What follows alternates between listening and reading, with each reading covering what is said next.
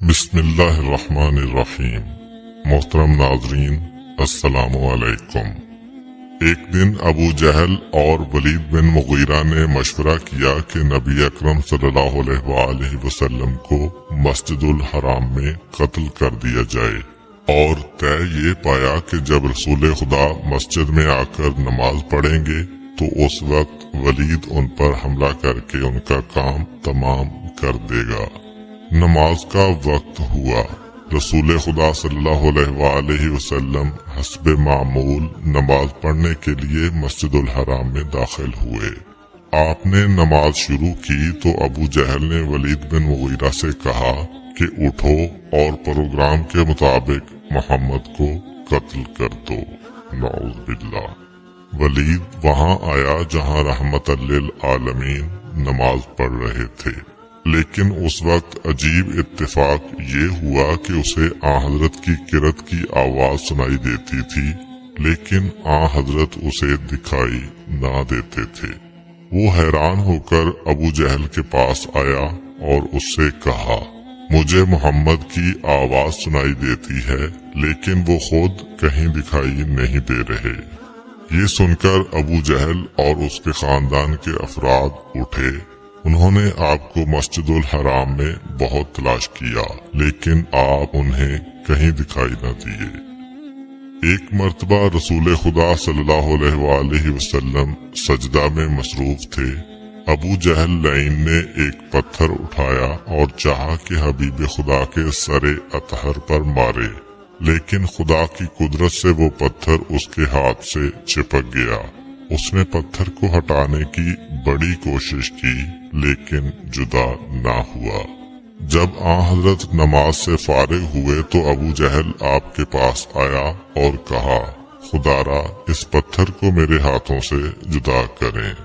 आ हजरत सल्लल्लाहु अलैहि वसल्लम ने दुआ मांगी तो उसके हाथ से पत्थर जुदा हो गया। कुछ अरसा गुजरने के बाद अबू जहल ने फिर आ हजरत को शहीद करने का इरादा किया। उसने एक भारी पत्थर उठाया और चाहा कि हालत सजदा में पड़े हुए रसूल अकरम सल्लल्लाहु अलैहि वसल्लम पर गिराए, लेकिन जैसे ही वो आ हजरत के करीब गया तो कांपता हुआ पीछे हटा। लोगों ने उससे इसकी वजह पूछी तो उसने कहा, जैसे ही मैंने पत्थर मारने का इरादा किया तो मैंने देखा कि एक बड़ा सांड दुम उठाए मेरी तरफ आ रहा है। मैं अगर आगे बढ़ता तो वो मुझे मार डालता। एक दफा नसर बिन हारिस ने भी आ हजरत सल्लल्लाहु अलैहि वसल्लम को शहीद करने का इरादा किया था, मगर जैसे ही वो आ हजरत के करीब गया तो कांपता हुआ पीछे हटा। फिर उसने अबू जहल से कहा, मैं जैसे ही कत्ले मोहम्मद के इरादा से आगे बढ़ा तो मुझे स्याह रंग के सांप दिखाई दिए जो मुंह खोले मेरी तरफ आ रहे थे, इसलिए मैं डर के मारे वापस आ गया। बेअसते पैगंबर सल्लल्लाहु अलैहि वसल्लम के इब्तदाई दिनों का वाक़या है कि अरब में फजील बिन उमैर नामी एक शख्स रहता था जो बुत परस्त था। उसमें हर तरह की बुराइयां बदरजा उत्तम मौजूद थीं। वो रसूल खुदा सल्लल्लाहु अलैहि वसल्लम का बदतरीन दुश्मन था। एक मर्तबा उसने प्रोग्राम बनाया कि वो मक्का जाए और रसूल खुदा को जाकर कत्ल कर दे। वो शख्स मक्का आया और मस्जिदुल हराम गया। इत्तफाक से रसूल खुदा सल्लल्लाहु अलैहि वसल्लम उसके रूबरू हुए तो आपने फरमाया, क्या तू फजील है? उसने कहा, जी हाँ। आपने फरमाया, यहाँ क्या नियत लेकर आया है? उसने कहा, मैं बैतुल्लाह के तवाफ की नियत से यहाँ आया हूँ। नबी अकरम सल्लल्लाहु अलैहि वसल्लम ने फरमाया, खुदा से मगफरत तलब कर और उसके हुजूर तौबा कर और उसके दीन से तमस्सुक इख्तियार कर। शैतान ने तेरे दिल पर फूंक मारी है और उसने तुझे एक ऐसे फेल के मुतालिक धोखा दिया है जिसे सिर्फ वहशी अफराद ही सर अंजाम दिया करते हैं, और वो फेल कत्ल है। حضرت صلی اللہ علیہ وآلہ وسلم کی زبان سے یہ کلمات سن کر اس کے دل کی دھڑکن تیز ہو گئی اور اس کا رواں رواں کانپنے لگا۔ پھر اس نے کہا، اشہد ان لا الہ الا اللہ وحدہ لا شریک لہ وانک رسول اللہ، میں گواہی دیتا ہوں کہ اللہ وحدہ لا شریک کے علاوہ کوئی معبود نہیں ہے اور آپ اللہ کے رسول ہیں۔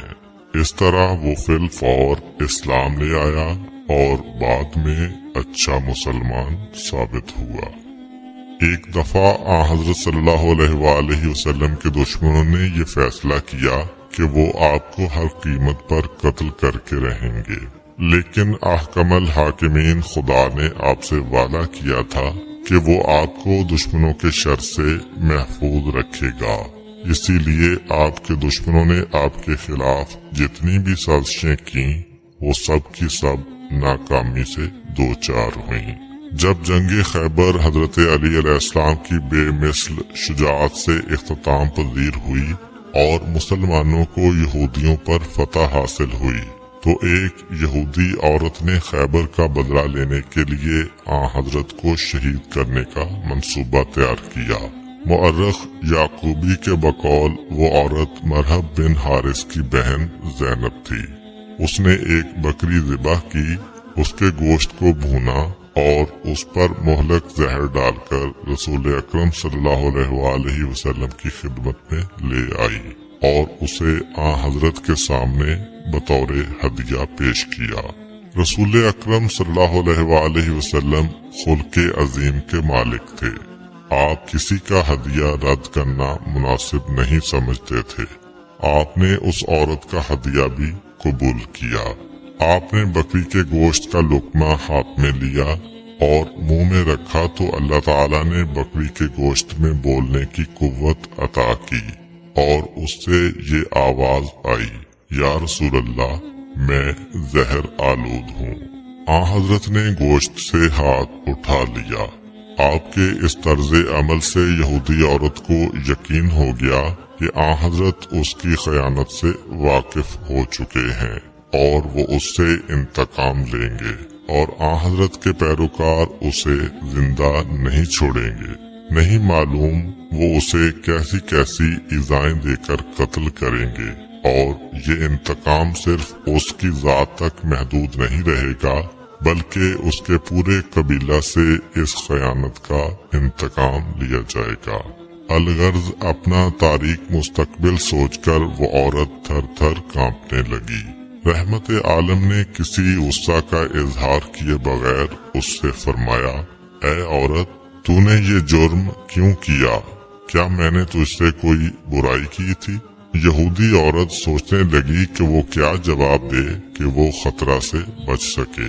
کچھ دیر سوچنے کے بعد اس نے کہا، یا رسول اللہ، میری طرف سے معذرت قبول کریں، میں آپ کا امتحان لینا چاہتی تھی اور میں نے اپنے دل میں یہ سوچا تھا کہ میں انہیں زہر آلود کھانا پیش کروں گی۔ اگر وہ نبی ہوں گے تو وہ اس زہریلے کھانے کو نہیں کھائیں گے، اگر وہ نبی نہیں ہوں گے تو زہریلا کھانا کھا کر ہلاک ہو جائیں گے۔ رحمت للعالمین نے اس عورت کو معاف کر دیا اور اسے جانے کی اجازت دے دی۔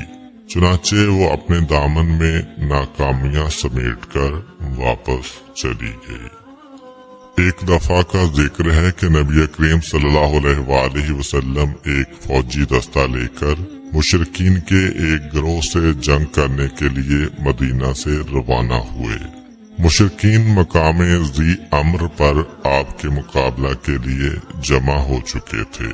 جب مشرکین نے اسلامی لشکر کو اپنی طرف آتا ہوا دیکھا تو وہ اس جگہ کو چھوڑ کر ادھر ادھر منتشر ہو گئے۔ رسول خدا اور آپ کے صحابہ نے ان کے انتظار کے لیے وہاں پر پڑاؤ ڈال دیا۔ اس دوران کچھ بارش ہوئی جس سے حضرت کا لباس بھیگ گیا۔ آپ نے اپنے پڑاؤ کو چھوڑا۔ کچھ دور درختوں کا جھنڈ تھا۔ آپ وہاں تشریف لے گئے اور اپنے کپڑے خشک کرنے کے لیے درختوں کی ٹہنیوں پر پھیلا دیے۔ پھر آپ ایک طرف جا کر کچھ دیر کے لیے آرام کرنے لگے۔ مشرکین نبی اکرم صلی اللہ علیہ وآلہ وسلم اور آپ کے لشکر پر نگاہیں جمائے ہوئے تھے۔ جب انہوں نے نبی اکرم کو ساتھیوں سے دور ایک درخت کے نیچے سوتے ہوئے دیکھا تو ان کے ذہن میں یہ خیال آیا کہ موقع اچھا ہے، نبی کریم کو سوتے میں قتل کر دیا جائے۔ چنانچہ مشرکین کا سردار وہاں آیا جہاں آپ سوئے ہوئے تھے۔ اس نے تلوار بلند کر کے آپ سے کہا، محمد بتاؤ اس وقت میرے ہاتھ سے تجھے کون بچا سکتا ہے؟ نبی اکرم نے فرمایا، اللہ بچا سکتا ہے۔ آپ کا جواب سن کر اس کے بدن پر کپ کپی طاری ہوئی اور اس کے ہاتھ سے تلوار گر پڑی۔ آپ نے آگے بڑھ کر اس کی تلوار اٹھائی اور فرمایا، بتاؤ تجھے میرے ہاتھ سے کون بچا سکتا ہے؟ اس نے کہا، کوئی بچانے والا نہیں ہے۔ پھر اس نے آپ سے معذرت طلب کی۔ حضرت نے اسے معاف کر دیا۔ نبی اکرم کا یہ رویہ دیکھ کر وہ مسلمان ہو گیا۔ اس نے اپنی قوم کو اسلام کی دعوت دی، انہوں نے بھی اسلام قبول کر لیا۔ امید کرتا ہوں کہ آپ کو آج کی ویڈیو اچھی لگی ہوگی۔